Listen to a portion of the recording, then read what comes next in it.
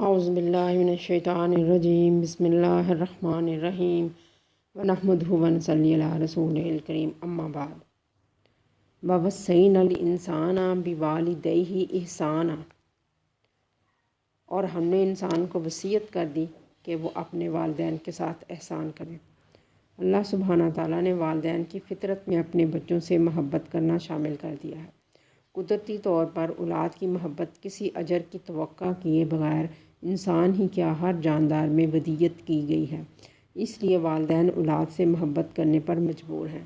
اس کے لیے انہیں کسی بیرونی تحریک کی ضرورت نہیں ہوتی۔ قرآن پاک میں کہیں بھی یہ نہیں کہا گیا کہ تم اپنی اولاد سے محبت کرو، ان کے حقوق کی حفاظت کرو۔ اولاد کو والدین سے حسن سلوک کے لیے بیرونی تحریک کی ضرورت ہوتی ہے، کیونکہ ان کے دل میں والدین سے اتنی محبت نہیں ہو سکتی جتنی والدین کو اولاد سے ہوتی ہے۔ بالغ افراد بعض اوقات زندگی کی گہما گہمی میں اتنے مصروف ہو جاتے ہیں کہ والدین عدم توجہ کا شکار ہو جاتے ہیں۔ اس لیے اس چیز کی ضرورت تھی کہ انہیں والدین کی محبت اور خدمت کی تلقین کی جاتی، والدین کے حقوق کی طرف توجہ دلائی جاتی۔ اولاد خواہ کتنی ہی کوشش کرے، وہ والدین کا پورا حق ادا نہیں کر سکتی۔ اس لیے رسول اللہ صلی اللہ علیہ وآلہ وسلم نے فرمایا، کوئی اولاد اپنے ماں باپ کا پورا حق ادا نہیں کر سکتی سوائے اس کے کہ اگر والدین کسی کے غلام ہو جائیں تو یہ اسے خرید کر آزاد کر دے۔ تورات میں مذکور ہے کہ جو شخص اپنے ماں باپ پر لعنت کرے اسے مار ڈالا جائے۔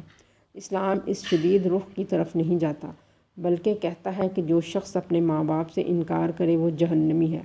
آپ صلی اللہ علیہ وآلہ وسلم نے فرمایا، جو شخص کسی غیر کو اپنا باپ بنائے اور وہ جانتا ہو کہ یہ میرا باپ نہیں، تو اس شخص پر جنت حرام ہو گئی۔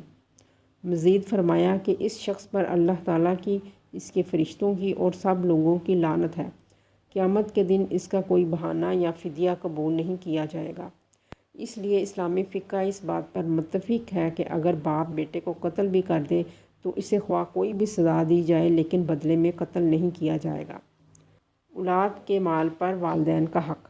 ایک دفعہ ایک شخص اللہ کے رسول محمد مصطفیٰ صلی اللہ علیہ وآلہ وسلم خاتم النبیین کے پاس حاضر ہوا اور عرض کی، یا رسول اللہ، میرے پاس مال ہے اور میں صاحب اولاد بھی ہوں، میرا باپ میرا مال اڑانا چاہتا ہے۔ آپ صلی اللہ علیہ وآلہ وسلم نے فرمایا، تو اور تیرا مال تیرے باپ کا ہے، یعنی تمہاری زندگی تمہارے والدین کے ذریعے سے ہے، اور اگر تم پیدا نہ ہوتے تو یہ مال تمہارے پاس کہاں سے آتا؟ یہ سب کچھ تمہارے والدین کے طفیل سے ہے، اس لیے انہیں تمہارے مال پر حق حاصل ہے۔ باپ اپنی اولاد کے مال سے جتنا چاہے خرچ کر سکتا ہے۔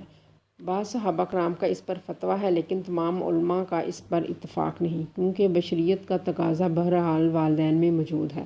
شیطان اس کی طاق میں رہتا ہے، بعض اوقات اسے غلط کاموں کی طرف اکسا دیتا ہے، جس سے عائلی زندگی میں بگاڑ پیدا ہوتا ہے۔ اس لیے کسی ناگوار صورتحال سے بچنے کے لیے دوسرے افراد کو اپنا کردار ادا کرنا چاہیے۔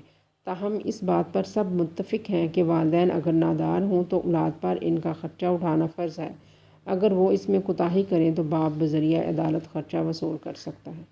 سبحانک اللہم و بحمدک، اشہد ان لا الہ الا انت، استغفرک و اتوب الیک۔